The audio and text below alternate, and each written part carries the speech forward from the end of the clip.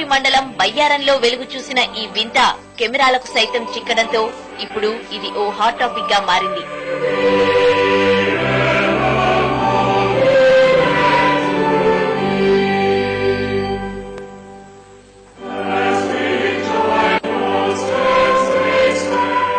యువకులు, అభిమానులు ఈ వింతను ఫోటోలు తీసి విస్తృతంగా స్నేహితులకు, బంధువులకు పంపించుకుంటున్నారు.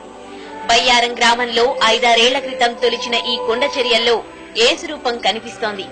ఈ విషయం గొర్రెల కాపరులు గ్రామస్తులకు చేరవేయడంతో ఇందులో ఏదో మహిమ ఉందని అనుకుంటున్నారు.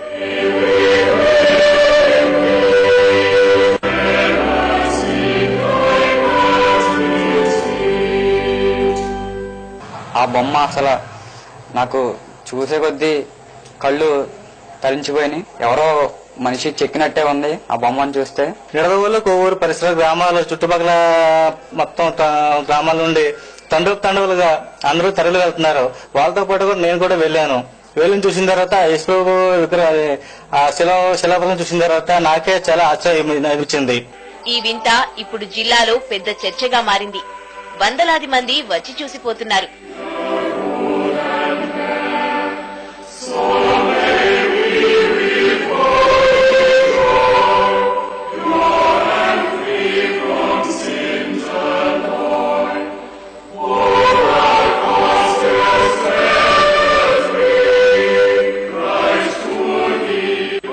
నిజమైన యేసు ఇక్కడే వెలిశాడని తాళ్లపూడి, కొవ్వూరు, నిడదవోలు, గౌరీపట్నం ప్రాంతాల్లో చర్చించుకుంటున్నారు.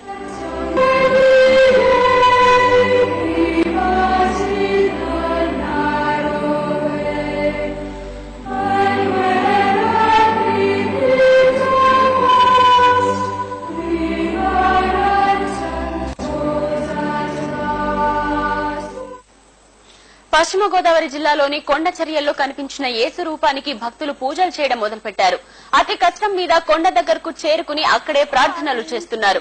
కొండ మీద ఉన్న రూపాన్ని చూసి ఓ భక్తురాలు పూనకం వచ్చినంతగా ఊగిపోయింది. ఆ ప్రభువే ఈ రూపంలో ఇక్కడ వెలిశాడని వారంతా నమ్ముతున్నారు. ఈ ప్రాంతాన్ని ఆలయంగా మార్చాలని కోరుతున్నారు.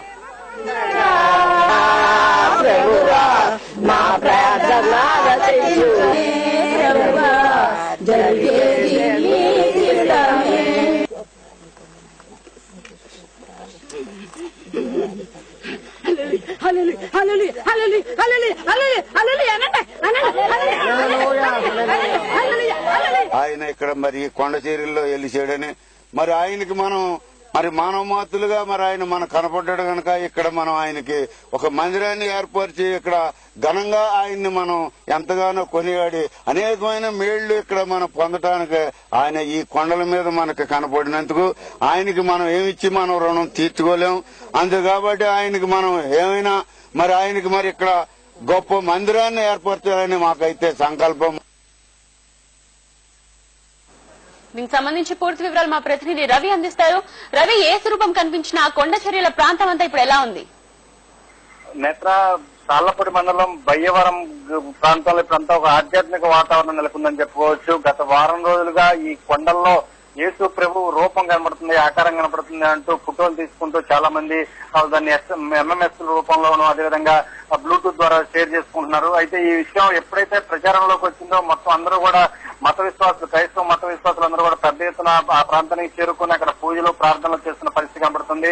మొత్తంగా అయితే ప్రభువే తన యొక్క ఉనికిని చెప్పేందుకు, భక్తుల్లో విశ్వాసం నెలకొల్పేందుకు కూడా యేసు ప్రభు వచ్చాడు అని చెప్పేసి ఇక్కడ ఈ ప్రాంతం మొత్తం కూడా నమ్ముతున్నారు. ఈ ప్రాంతంలో ముఖ్యంగా గౌరీపట్నం, అదేవిధంగా గోదావరి మేరీమాత పుణ్యక్షేత్రం, ఈ ప్రాంతాల్లో ఎక్కువగా క్రైస్తవ మత విశ్వాసులు ఉండటంతో మొత్తం అందరూ కూడా పెద్ద ఎత్తున ఆ ప్రాంతానికి చేరుకుంటున్నారు. అక్కడ మందిరం నిర్మించాలనే ఒక సంకల్పానికి కూడా వస్తున్నట్టు అక్కడ చూస్తే పరిస్థితిని చూస్తే అర్థమవుతుంది. నేత్ర, రైట్, థ్యాంక్ యూ రవి.